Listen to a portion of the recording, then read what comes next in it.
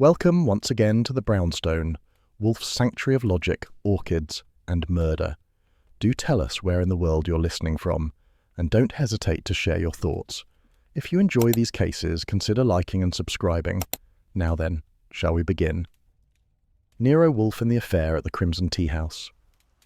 The rain had started at dusk, not a summer storm, but the kind of cold, persistent drizzle that made Manhattan smell like wet iron and old regrets.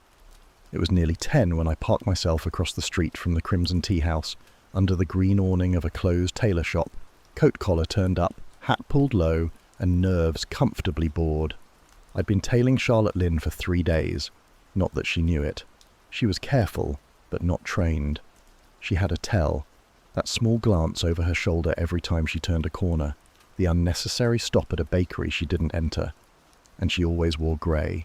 Soft grey, dove grey, charcoal grey, coats, gloves, skirts, and once a wide-brimmed hat like someone from a mystery novel who knew they'd get the last chapter. Tonight, she was due to meet someone. Wolfe's instructions had been simple. Follow, observe, don't interfere. He didn't like tea houses. Said they made people too calm to commit murder.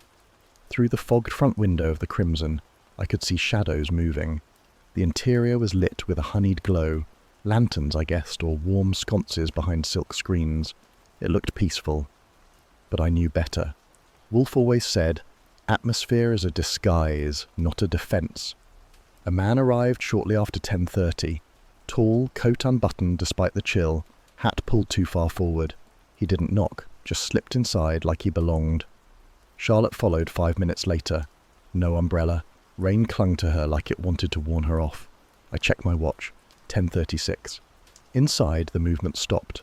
The room settled. No more silhouettes past the window. The rain got louder, or maybe the silence behind that glass just made it seem so. Then came the sound. A chair scraping hard against a wooden floor. Muffled voices rising in pitch. Something sharp and short, not quite a scream, not quite a slap. Then Charlotte burst out. She didn't see me, or if she did, she didn't care. She walked fast, the way people do when they're furious and afraid at once. Her coat swung open. Her gloves were clenched in one hand. She turned the corner at Bayard Street without looking back. A cab screeched, honked, swerved. I didn't follow, not yet. Instead, I lit a cigarette and stayed under the awning. A minute passed, then 2. Then the man came out. He looked both ways, casually, then lit a cigarette of his own. Same brand I was smoking. He didn't see me either. Or maybe he did. Some men know how to look without turning their heads. He walked the other way, toward Bowery. No umbrella, no rush. I stepped out onto the wet sidewalk, crushed the cigarette under my heel, adjusted my hat, and followed Charlotte Lynn into the dark. She was gone. Bayard was empty except for a paper boy sheltering under a drugstore canopy, and the scent of boiled soy and fried garlic wafting out from a midnight kitchen. No heels clicking, no slamming doors. She'd vanished like the rain had swallowed her. I stood there for a moment, watching steam curl from a manhole cover, the kind of cinematic touch that would have made Wolfe sneer. Then I turned around. Back at the Crimson, the door was locked. No lights in the window now, no movement, just a warm red glow fading into shadow. I knocked once, twice, nothing. Across the street, the same paper boy shouted the late edition headlines. Something about City Hall, something about strikes, nothing about Charlotte Lynn. I hailed a cab and told the driver to take me home. He didn't say a word, just nodded and pulled into the wet avenue like he knew where ghosts were supposed to go. The knock came 3 minutes after midnight. Not the usual staccato of a drunk or a delivery boy, but deliberate, like someone had rehearsed it. 4 firm taps, each spaced with the kind of theatrical precision that made you picture cufflinks, not calluses. I was still in the front room, feet on the desk, second bourbon half down, listening to the hum of the radiator and the rain taking turns outside. It was the kind of night when Manhattan curled in on itself, wet, grey, and too tired to pretend. I didn't move. The knock came again, slower. Wolfe, upstairs with his orchids, wouldn't stir for less than murder or mustard. Fritz had already gone to bed after the brandied duck.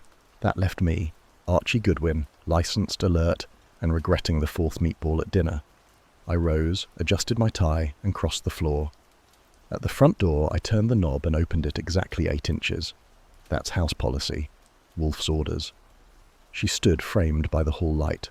Tailored wool coat, wide at the shoulders, the kind Fifth Avenue sells to men who don't look at price tags. Her shoes were soaked. Her gloves, black kid leather, held a folded handkerchief. Except it wasn't a she. The face was clean-shaven, young, mid-30s maybe, and carved with restraint. Smooth, serious features, polished spectacles, no hat. "I need Mr. Wolfe," he said. "Please." Not many people say please at midnight in Manhattan. I opened the door the rest of the way. "Come in. Leave the rain behind." He stepped inside, glancing once at the stained glass transom as if memorizing it. His overcoat dripped quietly on the mat. I took his coat, hung it, and gestured him toward the red chair nearest the lamp. He didn't sit. "I'm Samuel Lynn," he said. "My sister Charlotte is missing." I didn't blink.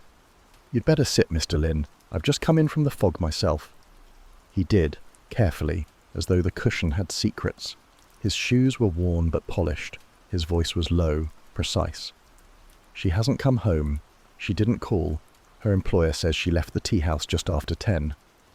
Crimson Teahouse. A nod. "She manages it. For a woman named Mei-Lan Chu." I gave him one long look. "I saw your sister tonight," I said. "She left the Teahouse upset, turned east on Bayard, then vanished." He exhaled slowly. "Then I was right to come." I tilted the bourbon glass, watching the light catch on the amber edge. "People vanish every night, Mr. Lynn, especially when they're scared or angry or owed money." "She's owed nothing, and she's not frightened easily." I watched him. "Why Wolfe?" "Because I've heard he dislikes Martin Spengler." That stopped me. "Spengler?" "Charlotte was seeing him. She said it was over, but tonight she was supposed to meet him at the Teahouse." "Mr. Lynn," I said slowly, "do you have any idea what kind of man Spengler is?" His chin lifted. "I've read enough." Wolfe's voice came from the hall, calm as ever. "Archie." I turned. He stood halfway down the stairs, brown robe tied tight, expression unreadable. "Bring him up." Lynn stood at once, smoothing his sleeves. Wolfe turned without waiting. Lynn followed. I came last, taking the stairs 2 at a time and beating both by 4 steps. Wolfe hates to be led. The office glowed with quiet warmth. One lamp lit the room. The yellow chair waited. The red ones faced it like witnesses. Wolfe sat. "Mr. Lynn?" "Mr. Wolfe?" "Archie tells me your sister is missing." "She is."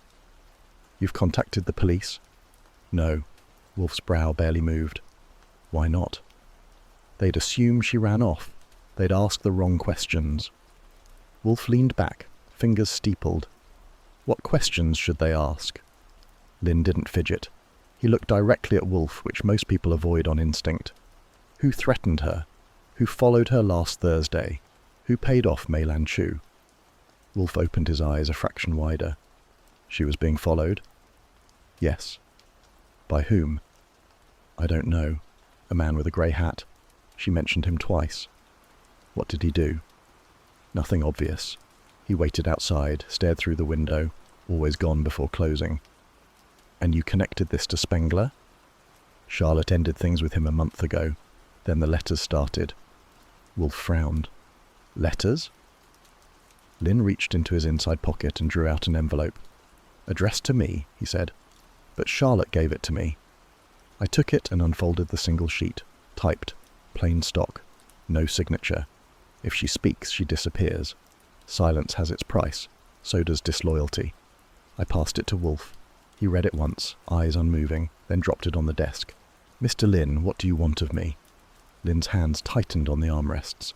"Find her, before someone else does." "You're certain she hasn't simply gone elsewhere?" "She wouldn't. She's careful. She lives with me. I know her routine. She didn't take her coat or her jewellery." Wolfe sighed through his nose. "I dislike Spengler," he said. "He cheats. On taxes, on weights, on character." Lynn nodded. "He deals in antique teas, but more than tea crosses his docks." Wolfe's eyelids lowered. "I require compensation." "Of course. And I reserve the right to withdraw if your motives grow opaque." "They won't," Wolfe gestured. "Archie will handle field work. You'll stay available for questions.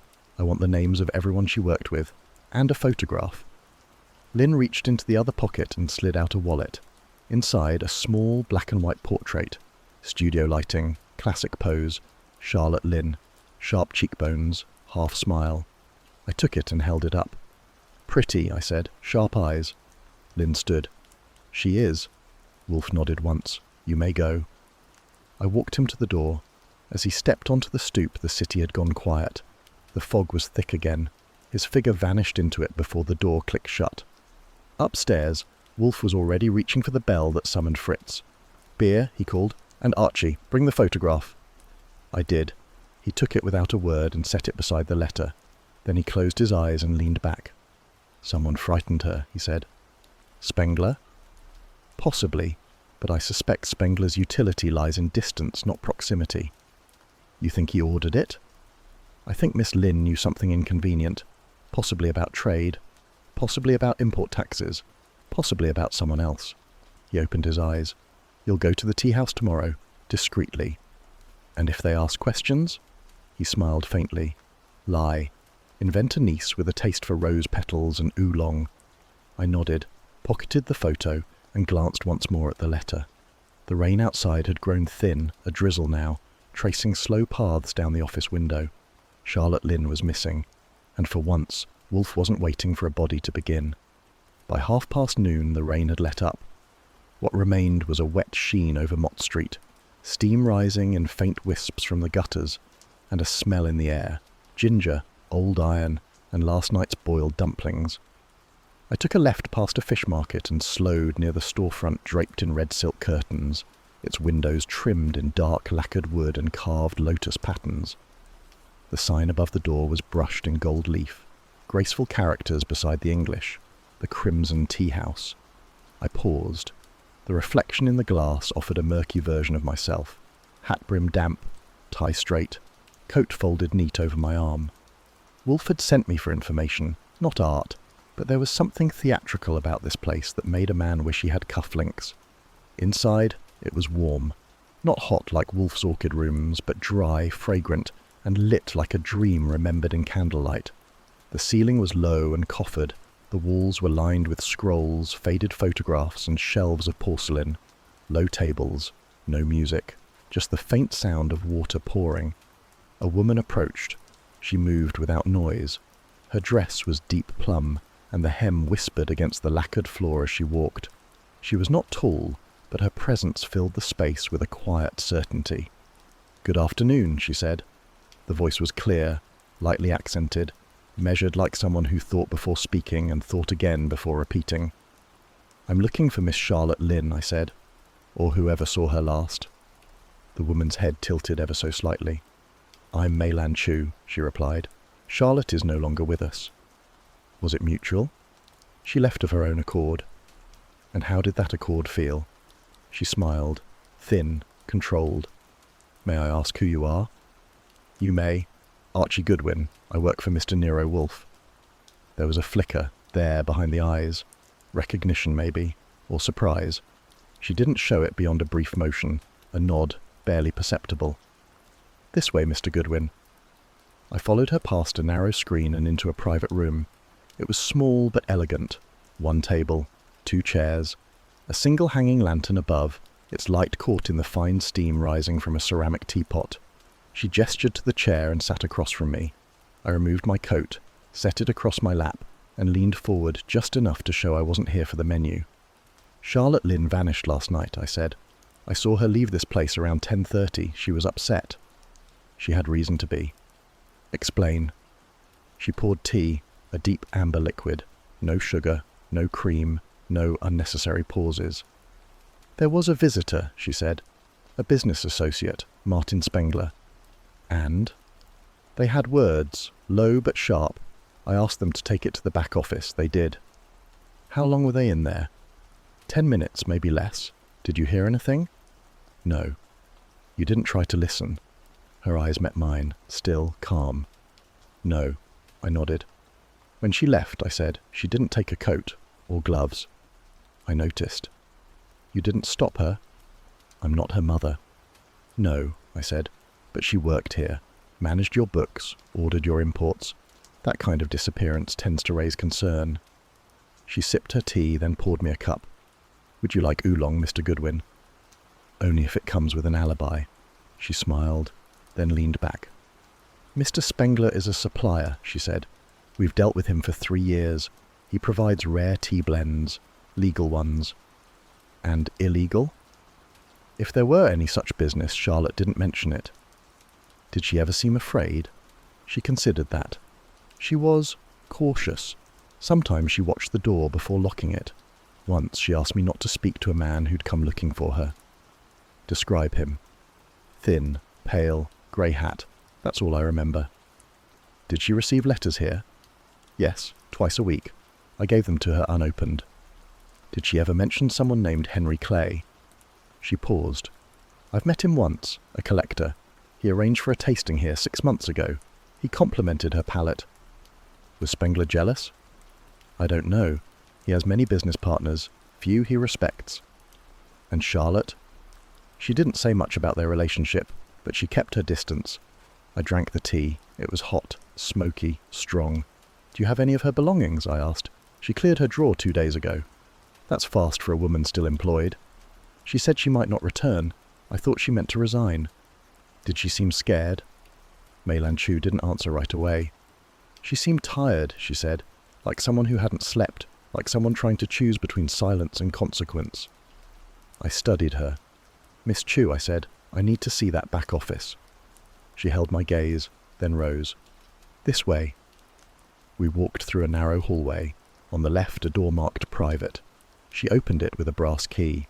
The room inside was small. 1 desk, 1 chair, a row of shelves with labelled tins.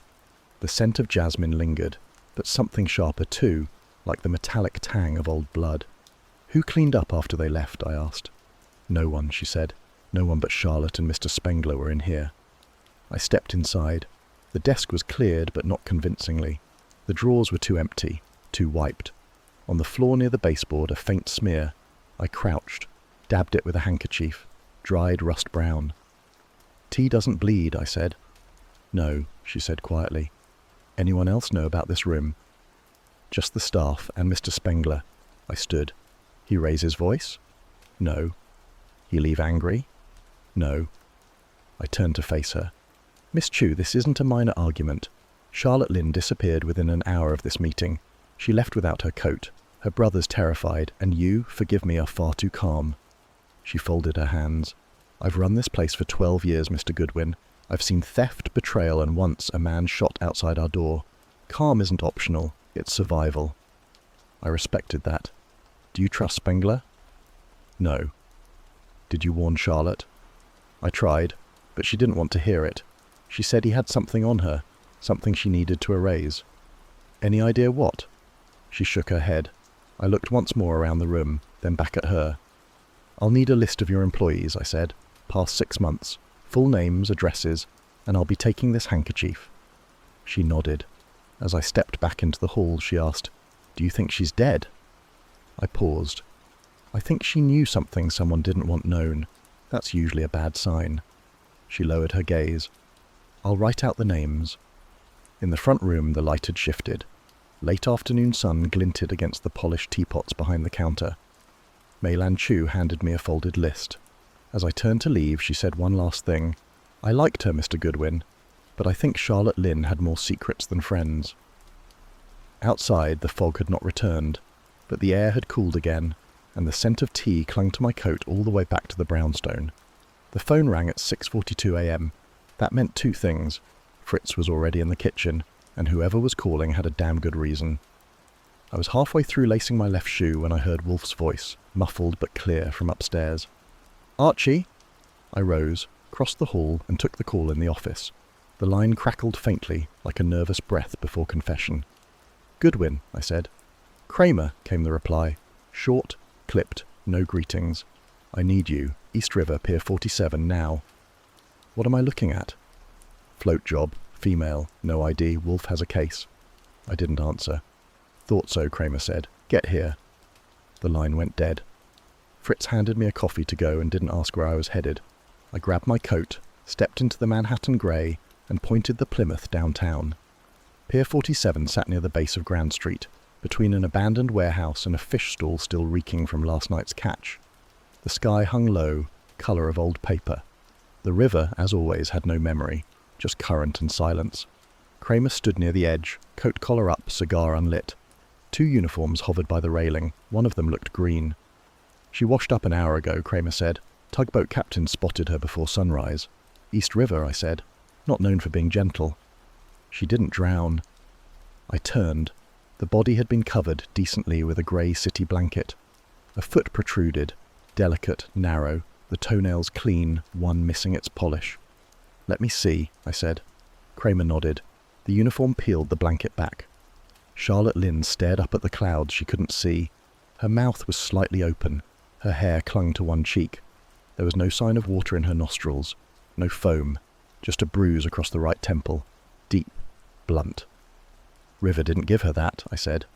Nope, Kramer replied. Me says she was dead before she hit the water. I crouched beside her. No purse, no jewellery, just a thin silk blouse, skirt, and no stockings. She wasn't dressed to disappear, I said. No, said Kramer, lighting the cigar. She was dressed to meet someone. Where's the purse? Gone. So's everything else. No prints on the shoes, no fibres on the hem, nothing under her nails. No sign of dragging? None. Dumped from a boat? That's the working theory, but that bruise, that came first. I stood. Samuel Lynn's her brother, I said. He should be called. He already has. Kramer gestured. Samuel stood 10 feet away. Still. Gloved. Face like something carved from old grief. He didn't approach until I nodded. He looked at her without moving closer. Just one glance, long, and then he looked away. It's her, he said. Kramer flicked ash into the wind. I'll need him to come downtown, he said. I'll bring him, I replied. Samuel followed me in silence. We reached the car. He didn't speak until I turned the key. She's cold, he said. Yeah. She hated the water. I said nothing. The car rolled forward. The radio was off. The city moved around us like it always did. Indifferent, loud, alive. Back at the brownstone, Wolfe was in his chair, the yellow one, robe creased like he'd never stood. He didn't speak until the door closed behind us. Well? She's dead, I said. East River, Pier 47, dumped, no ID. Cause? Blunt force trauma, right temple. He closed his eyes. Ah. Samuel stood behind me. I stepped aside. She's confirmed? Wolfe asked. Yes, Samuel said. And the police? Suspicious but cautious, no evidence. No witnesses? None, Wolfe sighed. Mr. Lynn, would you like me to continue? Samuel's hands were folded before him. Yes, he said. You understand this is no longer a search, it is a hunt. Yes. Wolfe looked at me. Find out who she met last night, the last person to see her. Mei-Lan Chu, I said, and possibly Martin Spengler. Then I suggest you begin there. Samuel turned to go. Wolfe stopped him. Mr. Lynn, grief is not weakness, but silence can be. Samuel nodded once, bowed faintly, and left. I remained. Wolfe leaned forward, eyes still closed. She was frightened, he said, and not without reason. Mr. Lynn hired us late, possibly too late, but now we owe her an answer. I nodded. Archie, he said, don't let me be wrong. I left the room and picked up the photo again. Her eyes in the portrait were alive, intelligent. Now they stared at nothing. Out the window the fog was returning.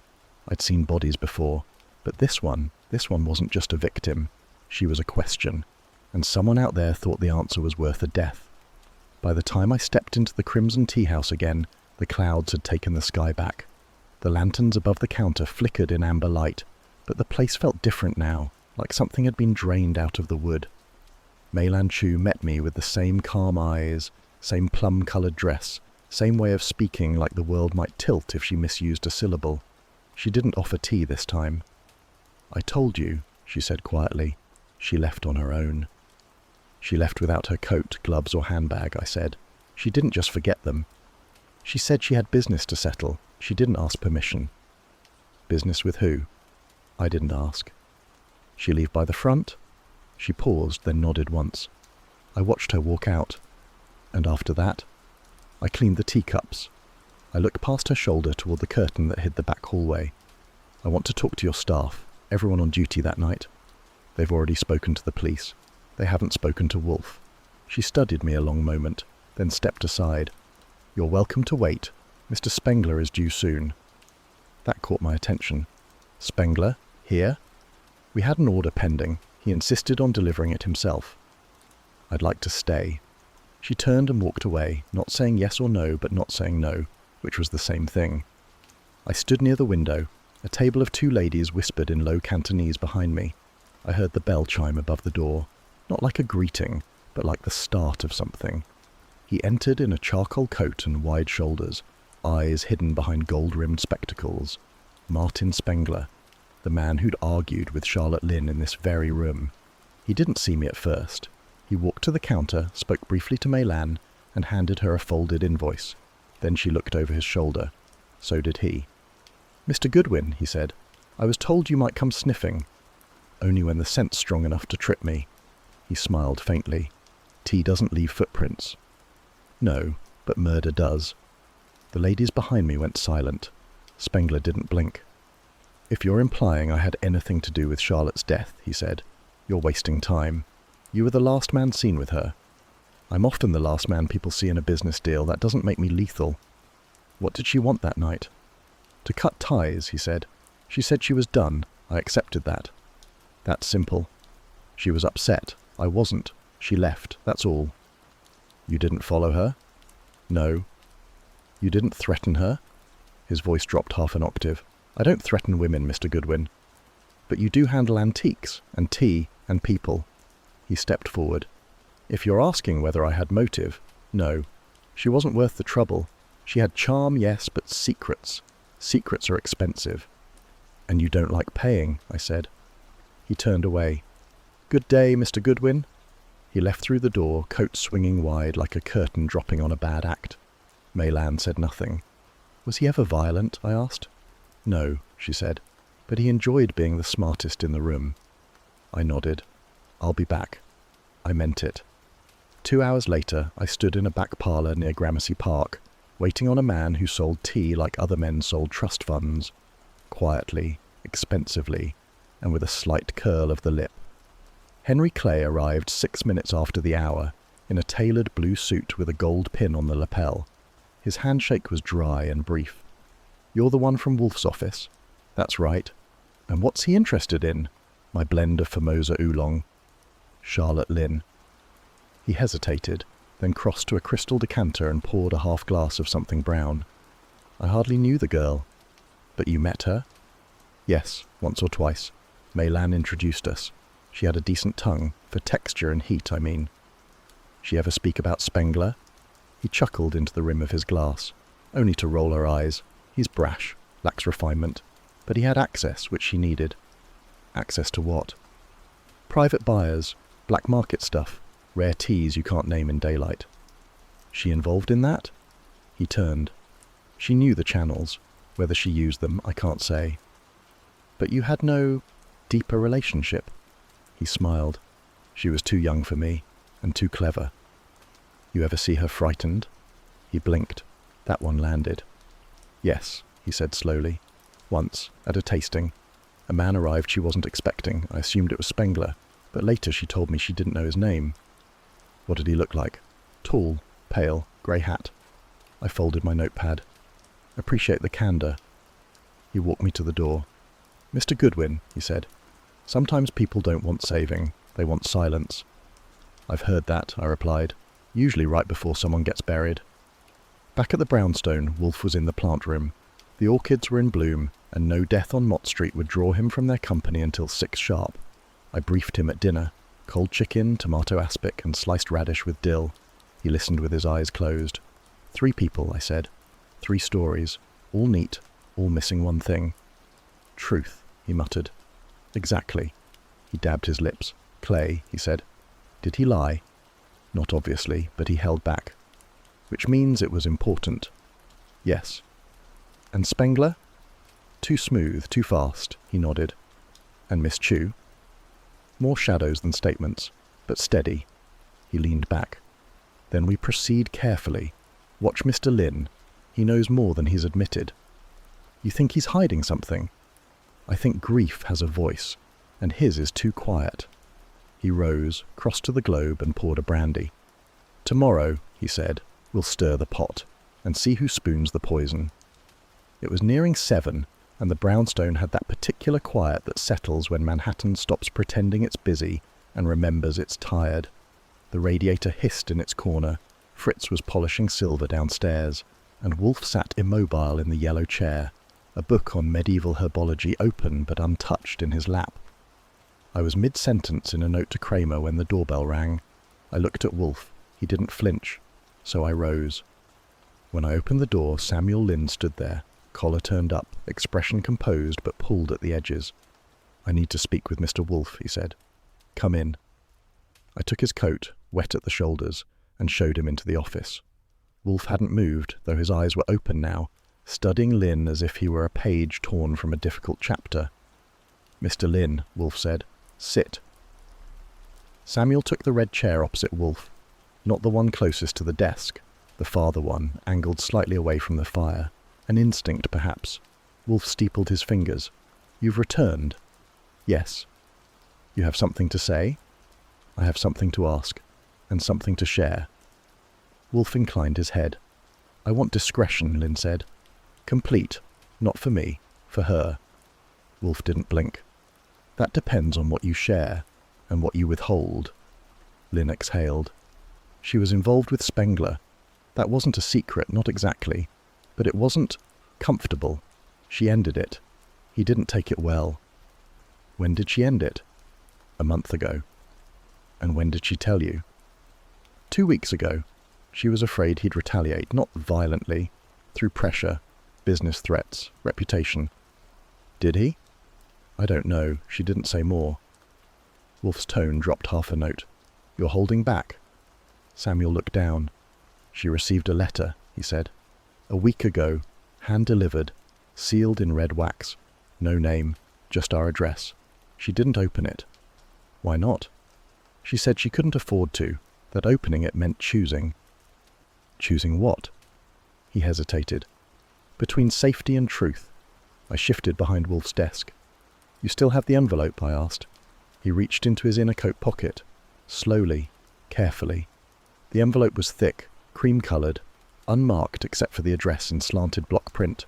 The seal had been broken, jagged red wax clinging to the flap. "She opened it the night before she vanished," he said, "but I never saw the contents." "Did she say anything after reading it?" Samuel nodded. "She said, 'It's done.'" Wolfe took the envelope, inspected it, and set it on the desk. "You didn't press her?" She looked relieved, not happy, just settled. "And you let it lie." She was tired and proud. Wolfe's gaze narrowed. "You understand, Mr. Lynn, that you've withheld vital information. Had we known this, we might have acted sooner." Samuel looked up. "Yes, I regret that." "As do I," Wolfe said quietly. I picked up the envelope. Inside was nothing. "You searched it?" "Yes," Lynn said, "after she went missing." "Nothing inside?" "No, just a torn scrap of paper I couldn't make sense of. I burned it." "Why?" Wolfe asked. I panicked. I thought that someone would come for it. "Yes." Wolfe sat back.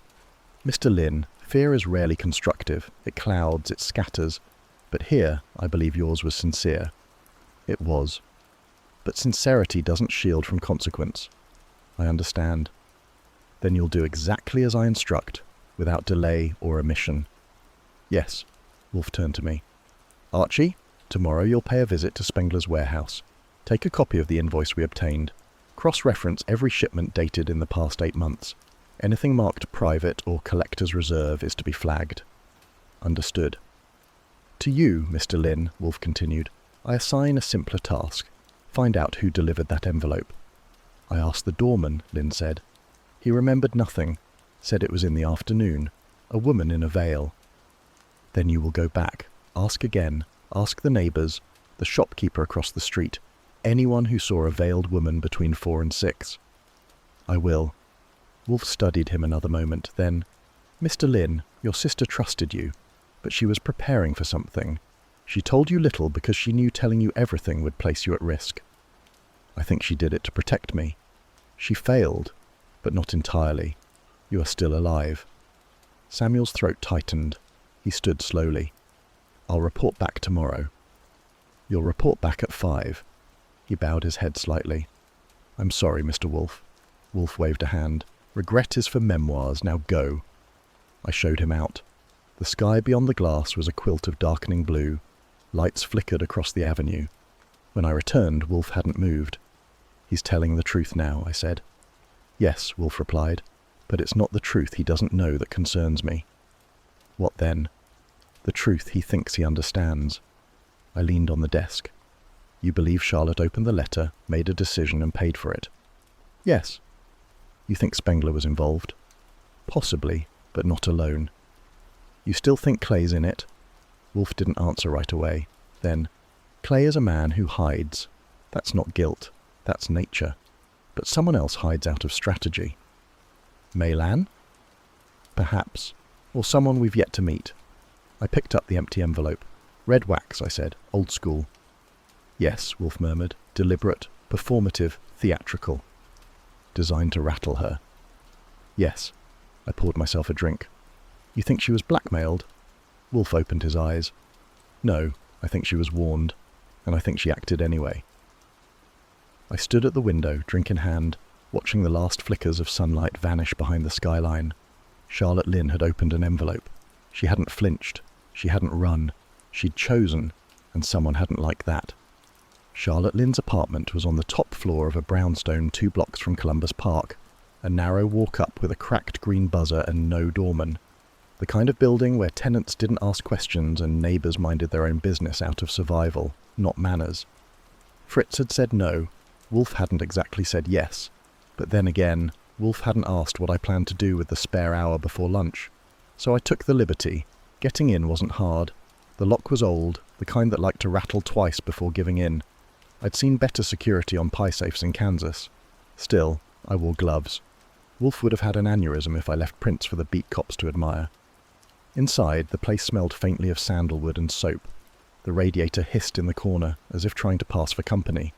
A pair of low bookshelves flanked the window, their contents arranged with a meticulous hand.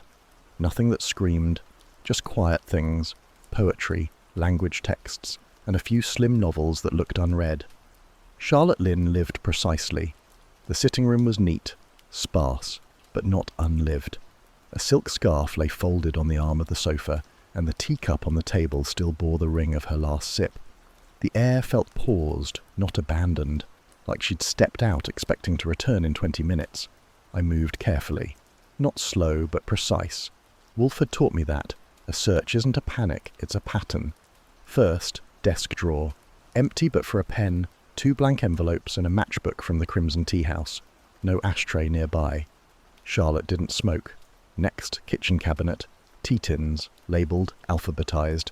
I opened one, still full. Third, bedroom. I paused in the doorway. Her bed was made, the pillow fluffed. On the dresser sat a small brass mirror, a brush, and a bottle of perfume, rosewater by the scent. Next to it a half-finished note, unsent. I didn't read it. Wolfe wouldn't approve, and besides, the handwriting stopped halfway through the second line.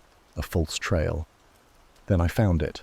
In the bottom drawer of the vanity, beneath a linen handkerchief folded so crisp it could have sliced bread, lay a thick envelope. Sealed, unsigned. Not the one Samuel had shown us. This one was heavier, slightly bent in the centre. No markings on the outside, just old ivory paper and a red wax seal, cracked but not broken. I opened it. Inside were 2 items. The first, a letter, typed, 1 page. The second, a black and white photograph, 3 by 5 inches, slightly curled at the edges. I took the letter first. You were warned once. There will be no second. This time, it won't be your reputation. It will be you. Choose silence or be silenced. No signature, no date. The kind of letter that doesn't bother with envelopes unless it wants to make you feel watched.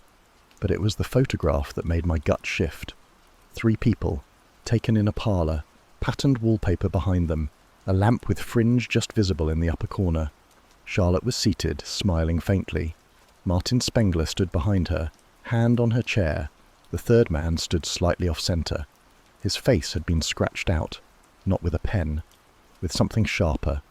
The emulsion torn, the pressure so precise it made the others blur. Whoever had done it didn't want to erase the man. They wanted to unmake him. I turned the photo over. Nothing on the back. No date. No writing. I slipped both into a new envelope from the desk, sealed it, and tucked it into my coat. Before I left, I took one last look around the room. No signs of struggle, no notes of farewell. Just a lamp left on, faint and flickering. Charlotte Lynn hadn't packed, she hadn't cleaned, she hadn't run.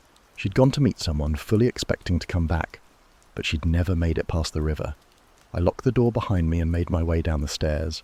The city hadn't changed in the last 20 minutes. A paperboy shouted something unintelligible across the avenue, and a delivery truck rumbled past without interest. Back at the brownstone, Fritz opened the door before I knocked. "Mr. Wolfe is in the office," he said, voice clipped. "I'm aware." He advised me to remind you he was not consulted. Remind him I wasn't dissuaded. He didn't smile, and I didn't expect him to. Wolfe was in his chair, yellow, broad, immobile. A chessboard sat unopened on the table beside him, untouched since last night. "You left," he said without looking. I returned. "Did you retrieve anything?" "Yes." He extended a hand. I placed the envelope into it. He opened it, withdrew the photo and held it at arm's length. His eyes narrowed. Spengler. Undeniable. Charlotte, smiling. "Yes." "And the third?" "Erased. Meticulously." Wolfe stared at the torn face. He did not blink. Someone feared recognition. Or hated it. He set the photo down and picked up the letter. Read it once, then again. This is not the letter Samuel brought. No. Which makes this either a duplicate or an escalation. Or a warning she never delivered. Wolfe turned to the photograph again. "Do you see the wallpaper?" "Yes." "Chinese cloud motifs. Repeating pattern. Midtown parlour, likely private, possibly rented. You think she kept this to protect someone?" "I think she kept it because she no longer trusted anyone." I sat across from him, the red chair giving a faint sigh beneath me. "You think the man in the photo's still alive?" "Yes. And likely watching us work." Wolfe closed the folder. "Have Fritz develop a copy, and bring this to Saul, quietly. If we're being watched, best we not blink." "What do I do?" He looked at me then, full and direct. "You'll find where that photograph was taken. The parlour, the lamp, the wallpaper. Find the room, and you'll find the man. And if he's erased every trace," Wolfe reached for the bell pull, "then Archie, you'll remind him that ink fades slower than guilt." At 4:02 p.m. the doorbell rang. Fritz was polishing glassware in the kitchen and didn't so much as flinch. He never answered the door, not for senators, not for saints, and certainly not for Inspector Kramer, which meant it was me. I crossed the front room and opened the door precisely 8 inches, enough to confirm what I already knew. Kramer stood on the stoop in a rumpled grey overcoat, with the look of a man whose patience had been taxed, inspected, and declared counterfeit. "I want 5 minutes," he said. "You'll get 2 if you're civil." He snorted and pushed past. He smelled like tobacco, bad coffee, and departmental inertia. In the office, Wolfe hadn't moved. He sat in the yellow chair, lips pursed, fingers steepled under his chin, like he was listening to a Bach fugue in his head and waiting for the orchestra to catch up. Kramer stopped at the edge of the rug, not bothering to sit. I'm up to my ears in statements, photos, receipts, and I'm still standing in fog. Wolfe didn't open his eyes. "Have you tried asking the right questions?" "I've asked every question this city allows me to ask. Politely, firmly, and under duress." "Then you've likely wasted your time 3-fold. Kramer exhaled sharply through his nose and turned to me. "Goodwin, have you gotten anything out of these tea merchants besides blank stares and cultural theatre?" I got a name, a letter, and a photograph. "Don't play coy." I reached into the desk drawer and pulled out a manila folder, handed it to him. Inside, a facsimile of the envelope from Charlotte's apartment, a typed copy of the threat, and the developed photo Wolfe had ordered. Kramer glanced at it, frowned, and tapped the scratched-out face. "Spengler?" "No," Wolfe said. "Spengler is to the left. The man in the centre is unknown, or was." "We think it's Henry Clay," I said. "No proof, not yet." Kramer shook his head. "Clay's a snob. A fence for overpriced leaf shavings, not a killer." "No," Wolfe agreed. "But he may have given someone a reason to kill. Spengler's the only one with heat. We know he met with Charlotte the night she vanished. He lies with too much practice." "Then arrest him." Kramer looked like he might bite through the cigar stub in his teeth. "I don't have enough," he growled. "I've got whispers, shadows, and a body in the river. No eyewitnesses, no weapon, no damn motive." "Lack of motive is not lack of action," Wolfe said. "It is if I want it to stick." Wolfe opened his eyes. "Inspector, your department's insistence on linear solutions is not only predictable, it is self-defeating." "Oh, now it's my department's fault." "Yes. You assume that motive must precede method, that men act for reasons that can be boxed and labelled." Kramer scowled. "I assume killers kill because something pushes them." "No," Wolfe said.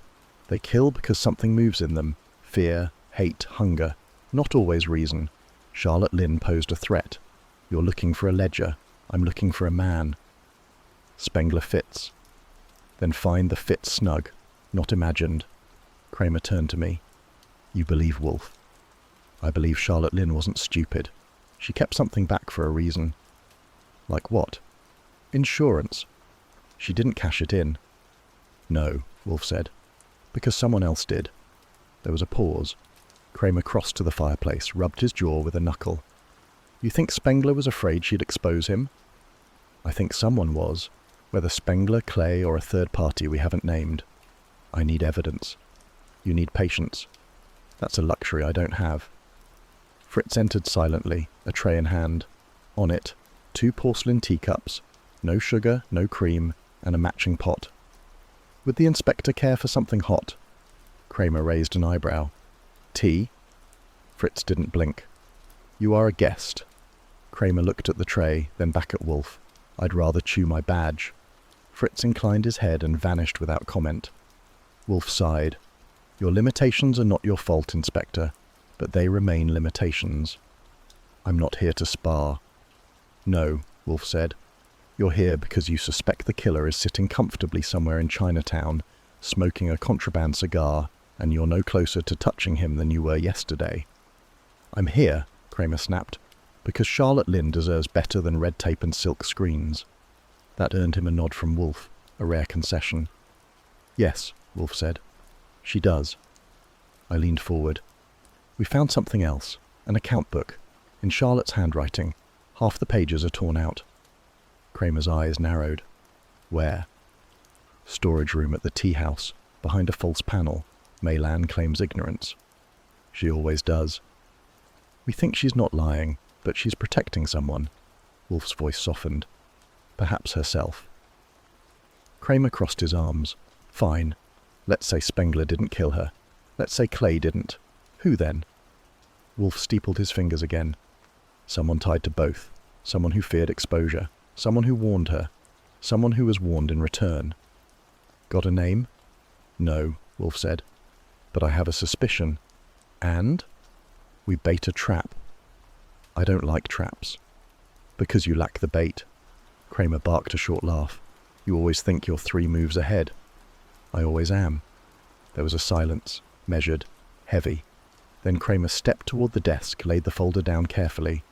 "If this blows up, Wolfe—" "It won't. I'll hold you accountable." "You always do." He turned, coat swinging like a curtain, and left without a backward glance. The door shut behind him with a soft click. I looked at Wolfe. "You think he'll play along?" "He already has." "You really don't think it's Spengler?" "No. He's a man of appetites, but not of restraint. The kill was clean, cold, efficient." "Not Spengler?" "No." I sat back. "So who?" Wolfe closed his eyes. "The man behind the scratched face." The air inside the Crimson Teahouse felt different that morning. Not worse, not hostile, just measured. Like someone had dialed the atmosphere back a notch to make room for grief, or to mask what followed it. I didn't bother with introductions this time. Maylan Chu knew why I was there. She was behind the counter again, restocking tins like they might vanish if she blinked. She glanced at me, expression unreadable. "I didn't expect you this early." "Habit," I said. "I like to count things before they disappear." She set a tin down softly. "We're not missing anything." "I'm not so sure," she nodded toward the rear. "You want the office again?" "I want the books." This time she didn't flinch. She just gestured toward the curtain. I stepped through. The office was the same, cramped, scented faintly with dry leaves, faint jasmine, and the ghost of tension. But something was missing. The ledgers. There'd been a stack of them against the wall when I'd first come through, lined up like soldiers, all identical brown covers, black bindings, the kind of thing accountants dream about. But now the space was empty. Maylan followed me in. Charlotte kept everything in order, she said. She was meticulous, nothing was misplaced. You keep backup books? We have copies of receipts, invoices. I can provide them. Good, I said. But I want the primary. She didn't move. They were gone when I arrived this morning. Gone? She nodded. No signs of a break-in. Just not there. I looked at the shelf again. How many? 3 volumes, last year and this. I crouched to study the scuffed floorboards where the weight had rested. You ever misplace ledgers? No, I turned to her. Anyone else have keys to this room? Only Charlotte. No junior staff? No. Not even Spengler? She stiffened. He was never given access to our records. But he had eyes, didn't he? She met my gaze without blinking. Eyes, yes. Fingers, no. I stood. When was the last time you saw them? 2 days ago. I used one to cross-check a supplier. Which one? She hesitated. Volume 3, April to September. And what supplier? Not Spengler. Name? Longchen Imports. I wrote it down, then glanced around the room. I need to speak to the staff. They don't know anything. I'll decide what they know. She exhaled. I'll get them. 10 minutes later I was seated at a table near the back, teacup untouched. One by one the staff filed in. Server, dishwasher, bookkeeper. None had seen the ledgers. None had noticed anything out of place. Then the last one came in. He wore a stained apron, smelled faintly of scallion oil, and had a left eyelid that twitched every few seconds. Name? I asked. Benny. Full? Ben Chow. You work in the kitchen? Yes. How long? 2 years. You knew Charlotte? He nodded. She kept the books, paid the vendors. You ever see her argue with anyone? Once. He glanced at the door. With who? Tall man, brown coat, moustache. Spengler? I think so. He came through the kitchen once yelling. She told him to wait out front.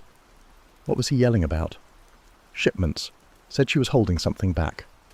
When? Last month, maybe second week. I leaned forward. You ever hear the name Jacob Varn? The name landed like a stone in the soup. Ben didn't move, didn't blink, didn't breathe. Then he wiped his hands on the apron, glanced once more at the door and lowered his voice. I heard it once, a year ago. Where? Back hallway. Charlotte was talking on the phone. She didn't know I was there.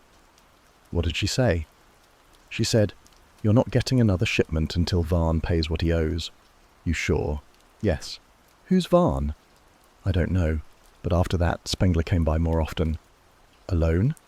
Once he brought a guy, white, tall, smelled like gasoline. They went into the back with Charlotte. I never saw that man again. Describe him. Scars on his hands, yellow teeth, voice like a truck. I jotted everything down. Ben stood, then stopped. There's a room. I looked up. In the back, storage, it's locked. Charlotte kept the key, it's not in the desk. You ever been inside? No. Who else knows about it? No one talks about it. Show me. He led me through the kitchen, past the walk-in freezer, and down a narrow hallway that ended in a red-painted steel door. No sign, no knob, just a keyhole. Ben pointed. That's it. I tried it. Locked. No give. I nodded. Thanks. He turned to go, but paused again. Be careful, he said. I returned to the office. Maylan was gone, so I left. Back at the brownstone, Wolfe was chewing through roast goose and green apple puree like a judge through a closing statement. Fritz had poured wine. I waited until the plate was cleared. Wolfe wiped his mouth. Well? 3 ledgers gone. No explanation. No signs of break-in. Maylan claims ignorance. Wolfe's brows rose faintly. And you believe her? I believe someone removed them to keep us blind. That makes her either scared or complicit. He gestured for more. Charlotte managed the books. She argued with Spengler. A cook named Ben heard her mention someone else, Jacob Varn. Wolfe leaned back. Ah. You know the name? Yes, a smuggler, minor. Operated out of the East Docks. Arrested in 39, released in 41. Hasn't been spotted since. Spengler knew him? Briefly. They ran a joint import firm for 9 months. It dissolved without ceremony. Charlotte was threatening leverage? Possibly. I handed him the notes. There's a locked storage room in the Teahouse. Charlotte had the only key. And now? Gone. Wolfe closed his eyes. She was hiding something, or someone. And the ledgers? They're evidence or warning or both. Varn's name is the key. I nodded. Then we find Varn. Wolfe opened his eyes. No, we let Varn find us. Wolfe had buried himself in the south room with his orchids, a glass of beer on the stand and a pair of shears glinting under the white grow lamps. That meant the outside world, murder, police, smugglers and me, could all go to the devil until 4:15 precisely. That left me with the tail job. Jacob Varn wasn't listed in the phone book or any office register, but a man like that doesn't live invisibly, not in Manhattan, not with a criminal record and a connection to Spengler's shipping. It took Saul Panzer less than 4 hours to hand me a working location. Varn kept a makeshift office in a warehouse off South Street, West End, 2nd floor, above a paper distributor that smelled like damp ink and rat poison. He moved like a man who knew how long things took and hated surprises. At 10:12 sharp, he stepped out the side entrance in a tan overcoat and a hat pulled low, collar turned up. No briefcase, just a folded envelope and a pair of gloves tucked into one pocket. I was across the street behind a florist's pushcart and halfway through a stale Danish. He walked without hurry, but with direction. I followed 3 car lengths behind. We cut east along Market Slip, then south toward the water. It was the kind of morning that scraped its chill off the river and whispered undercoat collars. Seagulls circled low, barges inched past on silent hulls. Varn lit a cigarette, flicked the match into the gutter, and kept walking. We reached Pier 16 at 10:41. Varn stopped just short of the freight entrance and leaned against a rusted railing. After 2 minutes, a man in overalls emerged from the dockmaster's shack carrying a parcel wrapped in brown wax paper and tied with string. Varn took it, nodded once, and turned without a word. No receipt, no signature. I noted the dimensions. Roughly 10 inches wide, 4 high, and about the length of a man's forearm. He tucked it under his arm and headed back the way he came. It should have ended there. I was ready to trail him back to the warehouse, maybe get a look at the label, figure out where it tied to Spengler's inventory. But that wasn't the play. Instead of returning to the office, Varn ducked into a side alley behind the cannery. I followed at a safe distance, but I should have known. They were waiting. He hadn't gone 10 steps before 2 men peeled out from the shadows. One flanked the alley mouth behind me. The other stepped from a crate stack to my left, slow, like a second act entering just in time to take a bow. The first wore gloves, too clean for a longshoreman. The second carried nothing but had a voice soaked in gravel. "You've been busy," he said. "Occupational hazard," I replied. They didn't smile. "You following Varn?" I looked past them. No escape route. Just a fire escape ladder too high to grab and a pile of broken pallets. "I thought I might borrow sugar," I said. "Wrong kitchen." The one on my left stepped forward and stopped short of my coat hem. "Tell your fat friend," he said, and then leaned close, breath like gasoline, "to prune his flowers while he still can." I let the silence stretch. "You always deliver messages barefoot?" I asked. The other one didn't like that. He grabbed my arm tight. I didn't resist. "Tell him," the first one said again, "or next time it's not flowers we cut." They released me as easily as they'd blocked me. I stood still while they walked off, quick but unrushed, turning corners like ghosts in workmen's boots. I waited 30 seconds. Then I checked the alley. Varn was gone. So was the package. I walked back toward the brownstone. At 4:17, Wolfe emerged from the plant room, wiping his hands on a cloth and sniffing like someone insulted by late autumn. I was in the office, waiting with the facts. He nodded toward the red chair. "Well?" I recited it clean. Varn, the dock, the package, the alley, the threat. When I quoted the message, Wolfe stopped polishing his glasses. "Prune his flowers while he still can," he repeated. "Yes," he sat. "That is not amateur language." "No," I said. "It's written for you." Wolfe leaned back. "Describe the parcel." 10 by 4, wrapped in wax paper, no markings I could see. "And the dock worker?" "Didn't stay long, didn't ask questions." He tapped the armrest with one finger. Varn is being paid to distribute, not to question. Yes. And the item? I'd bet tea. Same shape, weight, wrapping style as Spengler's high-end boxes. So the smuggling continues. And Charlotte found out. Wolfe closed his eyes. She withheld the ledgers, possibly intended to reveal their contents. But she never got the chance. He didn't reply for a moment. Then, the message was intended for two audiences. Us and the sender. No, he said, you and me.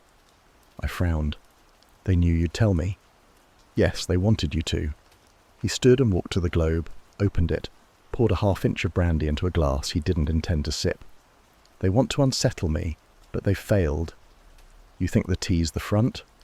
No, the tea is the vessel. The front is something smaller, denser. Drugs? Possibly, but I suspect information, or instruments. I waited. He turned. This isn't petty, it's surgical, and now it's time we cut back. On? Obstacles. You want me to pressure Varn? No, I want you to scare him. That'll take effort. You have my blessing to use force, within reason. I smiled. You always take threats personally. He scowled. I take sloppiness personally. Threats merely irritate. I stood. I'll start with the dock worker, if he's still alive. Wolfe lifted his glass. Archie. Yes? Do not get followed. I tipped my hat. Never do. It was nearly midnight when I climbed the stairs to the attic darkroom. Fritz had gone to bed. Wolfe was still in his chair, eyes closed but very much awake, listening to Mozart and waiting on the ghost inside a photograph. The negative I'd lifted from the Teahouse envelope had been too damaged to yield much in a standard exposure. But Saul had passed along a trick he'd used once in Havana. Double-layered contrast paper, exposure pushed just short of the edge, and a light hand in the fixer. The red bulb hummed, the tray foamed, and slowly, like a face surfacing through still water, the image formed again. I already knew the scene. Charlotte seated, Spengler standing behind her, the third figure on the right, scratched out with surgical intent. But what I hadn't seen, not the first time, was the corner of the mirror. It hung above the lamp on the far wall of the parlour, just visible in the upper corner of the frame. Cracked, faint, distorted, but it showed reflection. And in that sliver of silvered glass, I caught a ghost. The outline of a man's cheekbone, the line of a part in black hair, and an earring, a small round dot of light just below the lobe. I studied it under the loupe. I held my breath. Then I turned off the bulb, rinsed the image and dried it fast, too fast, before rushing downstairs with the print between sheets of blotter. Wolfe opened his eyes the moment I stepped in. You developed it. Yes. Did you see it? I saw him. I handed over the print. Wolfe took it carefully. His eyes narrowed at the top corner, then stayed there. Mirror. Yes. And the reflection? Deliberate. He scratched the face, but not the mirror. He didn't think anyone would catch it. Wolfe examined the light bloom on the ear, the faint angle of the cheek. Then he grunted once, deep, low, unmistakable. Clay. I nodded. The earring clinches it. Yes. Wolfe stood and paced twice, rare enough to warrant an entry in the household log. He claimed only a casual acquaintance, I said. He lied. Charlotte was blackmailing him. Wolfe turned, the robe swinging behind him. Yes, but not for money, for silence. You think she knew about the art? I think she knew about the entire network. The tea shipments, the forgeries, the containers passed under the docks. And Spengler? He was the muscle, the courier. Clay was the mind. I crossed to the desk, dropped into the red chair. You think she threatened to go public? No, Wolfe said. Worse. I think she demanded control. Leverage? Yes, a share. Or perhaps immunity for her brother. That's a dangerous game. She underestimated their reach. And overestimated their fear. Wolfe tapped the photo. This picture was meant to disappear. It was misfiled, misdelivered, hidden in a drawer. But she kept it. As insurance. Yes. I reached for the phone. Should I call Kramer? No. Why not? Because we need one more piece. He poured himself 2 fingers of beer and stared at the glass, as if calculating the probability of murder. Archie, do you recall the Crimson shipment last month? Spengler's? Yes. 56 crates, half misrouted. Fritz tracked them. And where were the missing 12? Returned to sender, no one claimed them. Wolfe sat again. Those crates were marked with Clay's seal, but Charlotte discovered the duplication. She tried to warn them? She threatened exposure. I looked at the photo again. She sat calmly, I said. In the photo, she didn't look coerced. No, that was the power play. She wanted them to know she knew. Yes. She didn't bluff. She never got the chance. The clock on the mantel ticked once, loud in the silence that followed. Wolfe pulled a slip of paper from the drawer and wrote a name on it. He handed it to me. Jacob Varn. Yes, he delivered the crates. He knows the pattern. You want him brought in? No, I want him nervous. I stood. And Clay? Wolfe's tone turned cold. We let him think the photograph's still missing. Then what? Wolfe smiled, not with warmth. Then we let him bury himself. The light outside the teahouse had that washed, watery hue peculiar to late afternoon on the East River. A tug's horn called once through the fog. I pulled my collar higher and stepped through the brass-trimmed door, where the scent of jasmine and cedar hit me like a soft memory. Maylan stood behind the counter arranging a bowl of orchids, her hands careful and exact. She looked up. You came again. Habit's a hard thing to break, I said, removing my hat, especially when something feels unfinished. She gestured to the corner table. You may sit. I did. She poured tea. No words passed for a moment. Just steam curling from the porcelain and the low tick of a lacquered wall clock. A calm room. A practiced silence. Miss Virelli was found with tea stains on her sleeve, I said. Same scent as this. I do not control who drinks what, Maylan said. Our blends are not private. No, I agreed. But some letters are. She looked at me. I saw the coded menu, I said. The one mailed to Wolfe, tucked in with an innocent delivery from your kitchen. I mail many menus. This one had 2 courses underlined, imperial duck and lantern pudding, each marked in red ink. She said nothing. The capital letters, arranged vertically, spelled KL unsettled, not subtle but clear. Her hands folded. I don't know what you mean. You don't have to. Charlotte sent it. I leaned forward. She knew she was in danger. She used your paper, your ink, your menu. She wanted to speak without speaking. She died, Maylan said. Yes. Then she failed. I looked at the orchids, pale purple, fragrant. Or she succeeded, and they caught her before she could say more. Maylan stood and turned her back. The air shifted. You knew something, even then, I said. You're not involved, but you're not blind. She kept her eyes on the arrangement. They brought her a new shipment, I continued, marked for KL. She questioned it. Maybe she asked you what it meant. She turned. Her voice, when it came, was flat. She asked if I knew anyone with a scar behind his left ear. That stopped me. I blinked. A scar? Yes. Did you? I said no. Why? She met my gaze. Because the man with that scar was here. 3 days earlier. He drank rose tea. He said nothing. And you were afraid? No. She paused. I was unsettled. The word echoed. I nodded once, rose and left my card beside the teacup. If anything changes, you know where to find me. Outside, the sky was darker. Lamps flickered to life along the avenue. I caught a cab back to the brownstone. Inside, Fritz met me in the hall with the restraint of a man guarding an opera.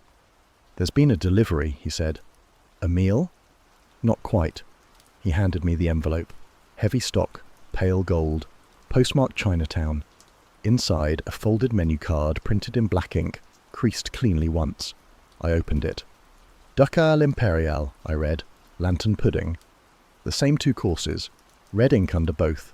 Block capitals down the margin. KLUNSETTLED. I looked at Fritz. Who brought it? He shrugged. No signature, no return address, just left on the stoop. Wolfe was in the office, glass in hand. He waved me in. Well? I spoke with Maylan. And? She knew something. Charlotte asked her about a scar behind a man's ear. A left ear. Wolfe lowered the glass. Ah. You know who? I do. I waited. Henry Clay, Wolfe said. The banker? Yes. He has a scar? A surgical line, from a boil, I believe, left over from adolescence. I dropped the menu card on the desk. She marked this, sent it before she died. Wolfe examined it. He sat still for a full minute, then at last. This was her last message. You're sure? Yes. She meant it literally. KL, Henry Clay, was no longer stable, no longer predictable. And unsettled means dangerous. Wolfe nodded. She warned us, in the only way left to her. She knew someone was watching. She always knew. I sank into the red chair. Fritz hovered in the doorway. What would you like for supper? He asked too quietly. Wolfe waved him off. Nothing. Sir, I said nothing. That silenced the house. It was the only time I ever saw Fritz leave the dining room without clearing a place, and the only time Nero Wolfe let a dinner go cold. The rain had stopped, but the night still clung to the glass like breath. Inside the brownstone, the lamps cast a steady golden glow. Wolfe was already seated. The yellow chair groaned beneath him as he reached for his beer. I stood by the globe, one hand resting on it, turning it slowly. The room was warm. Samuel Varelli sat stiffly in the red chair opposite Wolfe. He hadn't removed his gloves. Wolfe peered at him. You told us, he said, that Charlotte was unaware. Samuel nodded, once. Wolfe turned his head half an inch. That was a lie. Samuel didn't move. I said, you didn't come clean, not even close. His eyes darted between us. I wasn't... He stopped. Wolfe raised a finger. I detest stammering. Compose yourself. Samuel took a breath. She found out, he said quietly. She wasn't supposed to, but she did. When? Wolfe asked. 3 weeks before she died. And your reaction? I told her to leave it alone. You were involved. Samuel didn't answer. Wolfe leaned back. You were part of it. He flinched, not visibly, but I saw the flicker. You feared Spengler, Wolfe continued, and Clay. You thought they might hurt her. They would have. Wolfe's brow rose. You tried to dissuade her? Yes. Did you threaten her? Samuel hesitated. No. Did you warn her? Yes. How? I told her. If she moved forward, she'd be alone. I took a step forward. She was your sister. She was stubborn. And you were frightened, Wolfe said. You didn't trust her silence. She wasn't silent. She wrote everything down. Ah. Wolfe reached beside his chair, lifted a manila folder. He opened it. May I read to you? Samuel blinked. Wolfe didn't wait for a reply. February 3rd, Wolfe said. Charlotte Varelli, in her diary. Samuel's eyes were darker today. He asked about the shipment. I told him what I suspected. He looked away and said nothing. There was something broken in him, a fear I don't understand. Samuel froze. Wolfe turned the page. February the 7th. Spengler's ledger shows irregular shipments, coded, disguised. Samuel admitted he handled 2 of them. He claims it was routine. I think he's in deeper than he knows. Samuel swallowed. His voice dropped. That's not possible. That book, I burned it. Yes, Wolfe said calmly. You did. He dropped the folder on the desk. This, he said, is a typed copy, prepared weeks ago. She sent it to a friend. The original was merely sentimental. I watched Samuel's shoulders fall. His face had gone pale. Wolfe tapped the folder with a thick finger. She names you. She forgives you, but she does not absolve you. Samuel exhaled. She was going to the police. Yes. She didn't tell me. She didn't need to. He looked at the carpet. I begged her. I said I'd make it right. But you didn't, Wolfe said. You tried to erase her. I didn't kill her. No, but you tried to kill her words. Fritz entered quietly, bearing coffee on a tray. No one spoke. The cups clinked like distant bells. Samuel's eyes were wet. I loved her, he said. I believe you, Wolfe said. But you feared her more. I stepped over to the fireplace and lit a match. She said you always hated fire, I murmured. He looked up. She was right. I dropped the match into the grate. Behind me, Wolfe sighed. "Inspector Kramer will be here within 10 minutes, he said. Samuel stood. "I'm not a murderer." "No," Wolfe said, "but you are a witness. And a coward."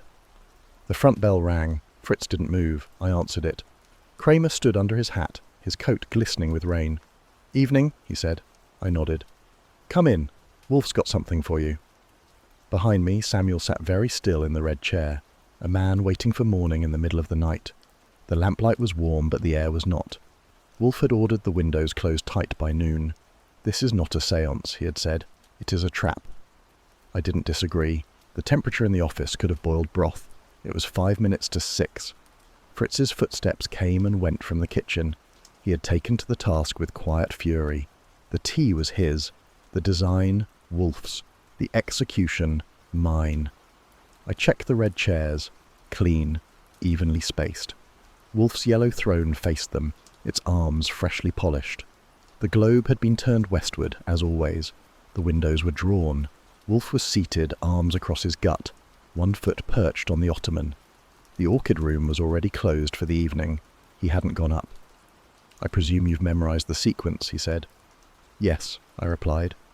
"Green rim for Clay, blue rim for Maylan, yellow for Samuel, white for Spengler, each with its own food dye, each unnoticeable. They must not touch each other's cups. They won't. They must drink. If they don't, we lose nothing." "Wrong," Wolfe said. "We lose initiative." The bell rang. I left Wolfe to his silence and moved down the hall. Fritz was waiting in the kitchen doorway. I nodded once, then opened the door. Maylan stepped in first, poised, hair in a bun, lips drawn tight. Behind her, Samuel, more gaunt than he had been. Clay followed, sharp as a tack, wearing a charcoal suit and a pocket square that could have cut glass. Spengler came last, pale, expressionless, the sleeves of his coat dusted with faint salt from the air. I took their coats, each in order, and led them to the office. Wolfe didn't rise. He inclined his head slightly. "Thank you for coming," he said. No one replied. The room was silent, save for the click of the tray cart wheels. Fritz emerged with the tea. On each porcelain saucer sat an unlabelled cup, distinguished only by a single rim colour, thin and painted under the glaze. The red food dye was already in place. Fritz served without words. Clay received the green, Maylan the blue, Samuel the yellow, Spengler the white. Wolfe accepted his own black cup with a grunt. Fritz left. Wolfe cleared his throat. "I do not host social teas, not even during the war. This is not convivial. It is necessary." They watched him. "We are in the final hours," Wolfe continued. "Charlotte Varelli is dead. The smuggling has collapsed. Mr. Goodwin has seen to that." Spengler blinked. Wolfe tapped the edge of his saucer. "But the truth, the exact truth, remains blurred." He reached for a folder. "You each knew her. Some loved her. Others used her. One feared her." He opened the folder but didn't read. "Drink," he said, "before the tea cools." They obeyed. Almost. Samuel sipped. Clay sipped. Maylan did not. She stared at the cup, then lifted it slowly as if weightless. Spengler didn't touch his. I saw it. Wolfe saw it. The white cup, untouched, sat at Spengler's right hand. He reached for it, paused, then set his hand back on his knee. Clay smirked. "Not thirsty?" he asked. Spengler said nothing. Wolfe turned his eyes. "Is the temperature unsatisfactory?" Spengler shook his head once. "It's not that." "Then what?" Silence. Wolfe leaned forward. "You recognize the scent?" Spengler hesitated. "No." Wolfe's gaze dropped to the cup. "It's Keeman, not uncommon." Still no reply. "Do you suspect tampering?" Spengler looked up. "No." "But you hesitate?" "Yes." Wolfe nodded. "That is wise," he said. He gestured. "Mr. Goodwin, please inspect Mr. Spengler's cup." I crossed the room. Spengler stiffened, but he didn't move. I bent, lifted the white-rimmed cup, held it to the light. A faint line of darker crimson circled the base. I turned back. "Marked," I said. Wolfe closed the folder. "Thank you." He turned his attention to Spengler. "You recognize it," he said again. Spengler nodded. "Why?" No answer. Clay crossed his legs. "I can guess," he murmured. Wolfe waved a hand. Spare us, I want Spengler's answer. Spengler swallowed. His voice dropped. It's the scent. Wolfe raised his brow. Keeman? No, the colouring. She used it. Charlotte. She marked her teacups with food dye, red sometimes, when she had company. Go on. It meant something. What? It meant she was afraid. No one spoke. Wolfe's voice deepened. And today? Spengler licked his lips. It means you know. Yes, Wolfe said, I know. He leaned back again, folded his hands. Charlotte Varelli died because someone feared her. Someone who knew she was preparing to expose the entire operation. He glanced to the blue cup. Mei Lan. She looked up. You imported the white leaf from Guangdong. Yes. You passed it to Spengler. No. Then who? Mei Lan hesitated. Samuel. He flinched. That's not true. She told me. Wolfe raised a hand. Enough.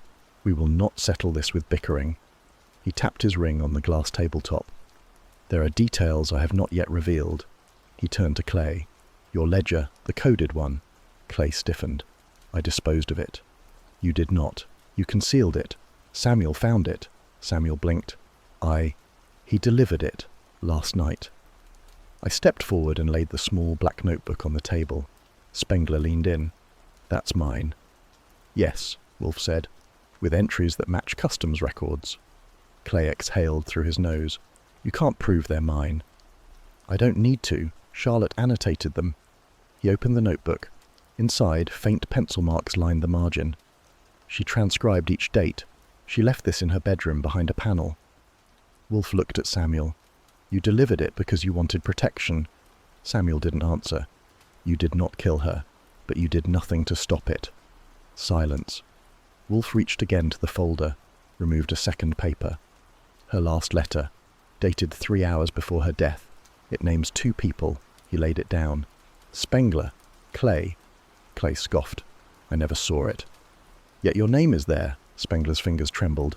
She told me she'd run. And you told her not to, Wolfe said. I begged her. But you did not follow her.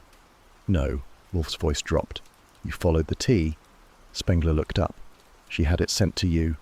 Yes. With the red mark. Yes. Wolfe stared. She feared you'd be next. Spengler's eyes welled. She was right. Wolfe leaned back once more. Mr. Goodwin. Yes. Call Inspector Kramer. Yes, sir. I stepped out, leaving behind 4 cups, 4 shadows, and 1 man who couldn't drink. The teacups were empty. The tray had been removed, but no one moved from their chair. Wolfe sat motionless beneath the brass lamp, hands folded on his belly, his thumb brushing against the edge of his ring. The room held a faint tension, like a bridge under strain. Archie stood near the bookshelf, still and ready. The yellow chair anchored the room. The red ones framed the moment. Spengler hadn't spoken in 7 minutes. He stared at the floor. His hands rested on his knees. His tie had loosened. Wolfe watched him without blinking. I presume, Wolfe said at last, we are done with theatre. Spengler exhaled. His voice, when it came, was hoarse. She said she'd go to the police. No one moved. Spengler looked up. She had the ledger. Charlotte. She said she'd bring it to you or Kramer. That she didn't care anymore. She said she was tired of lying. Wolfe tilted his head, eyes half-lidded. She told you this? Where? In her apartment. It was the afternoon, a week ago, maybe more. You were alone? Yes. She invited you? No. Spengler shifted. I waited outside. I saw Mei Lan leave. I knocked. She opened the door. She looked tired. He paused. She asked me why I'd come. What did you say? I told her I needed to talk, just 10 minutes. She allowed you in? Yes. Spengler's voice faltered. She made tea. Archie didn't move, but Wolfe's head turned. She brewed tea? Yes. Wolfe blinked once. Did she drink it? No. She poured 1 cup. Then she sat. Spengler's breath caught. She said she was going to expose everything, that she didn't care who it hurt. And then? She opened a drawer, took out the ledger. She held it, just enough for me to see. She said, I'm done with this. Spengler looked at the wall. I asked her to stop, begged her. She said it was too late. Wolfe's voice dropped a note. You became angry. Spengler nodded. She wouldn't listen. She kept talking and about Varn, about customs, about Clay. And? She said she'd take the ledger to the press, that she wanted it to matter. Spengler's voice thinned. I reached for it. He looked down. She pulled back. Silence. I didn't mean to. I just wanted to stop her. I grabbed her wrist. She screamed. He stopped. Wolfe did not speak. She backed into the table. The cup fell. She tried to push past me. I held her arm. His eyes closed. She slipped. No one said a word. She hit the side of the table, her head. He lifted his hands, let them fall. She didn't move. Wolfe waited. I stood there. I don't know how long. I touched her neck. He looked up. She was dead. Wolfe's face held no expression. You staged the scene? Yes. With help? Spengler nodded. Varn? How did you contact him? I called the office line, told him I needed him. He came within an hour. Wolfe narrowed his gaze. Did he know? Not until he saw her. What did you tell him? That it was an accident, that she fell, that we had to protect the others. And he agreed? He didn't argue. Because he feared exposure. Yes, Spengler swallowed. He said he knew how to make it look like something else. Wolfe didn't flinch. You moved the body. Yes. Together? I wrapped her. He called Samuel. Archie stirred.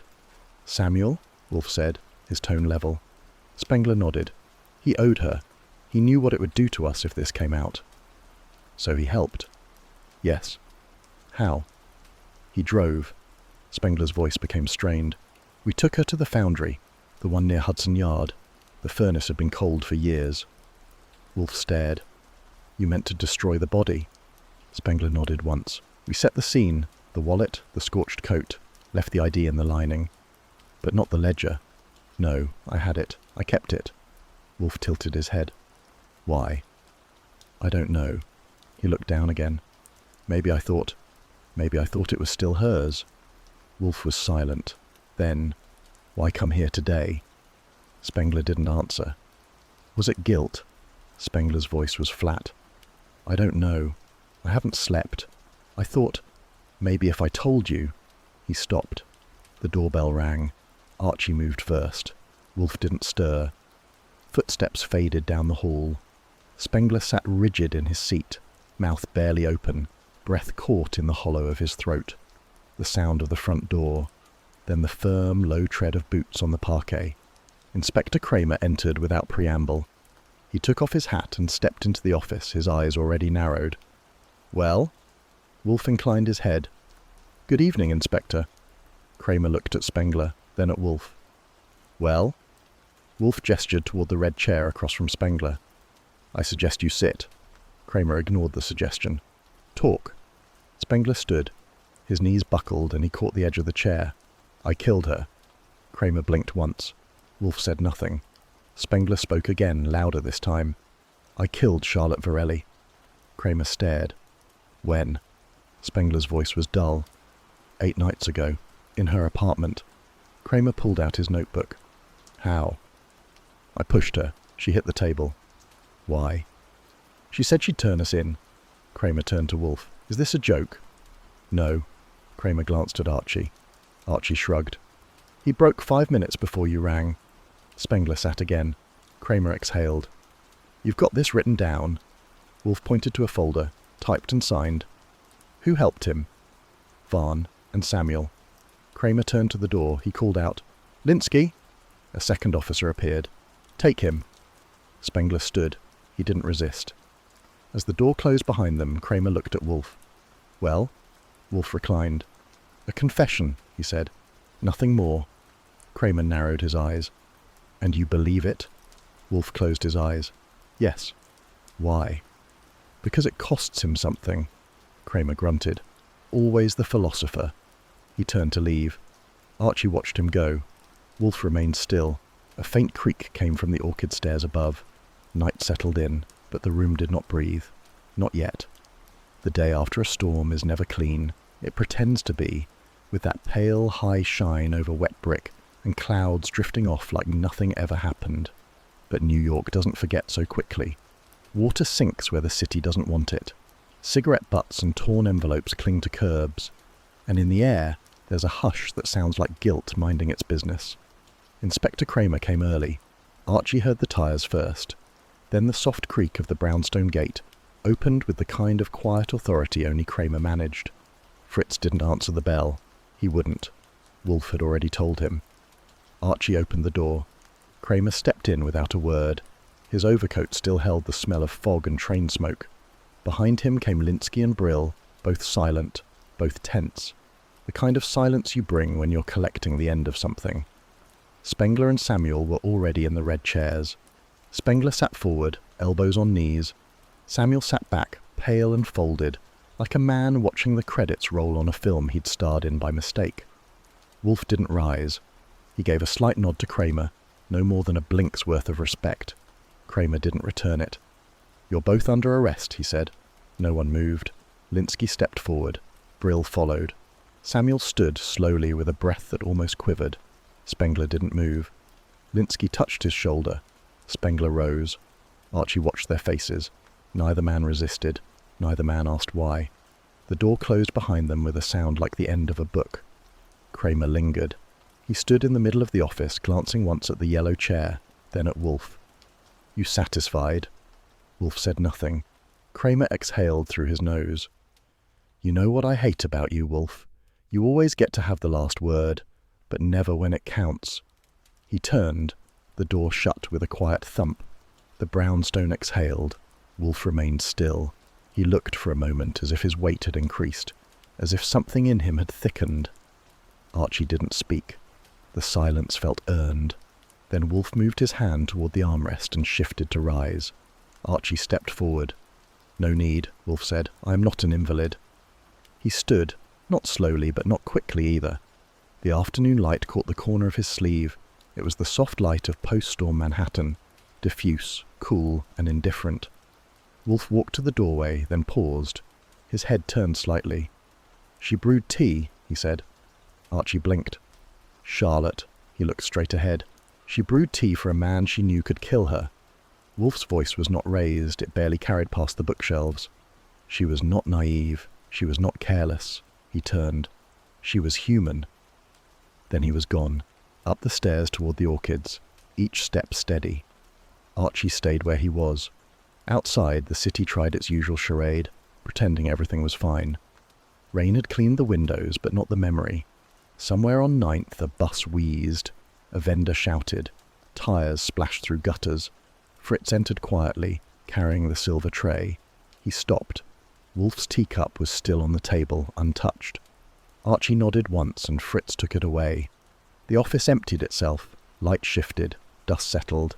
Archie took his coat, looped it over his arm, and headed out. The sidewalk outside was still wet. The doorman across the street gave a tip of the cap. Archie nodded back. He didn't have a destination. Not really. His feet took him east, then north, then east again. The teahouse was closed. Its awning sagged slightly in the middle.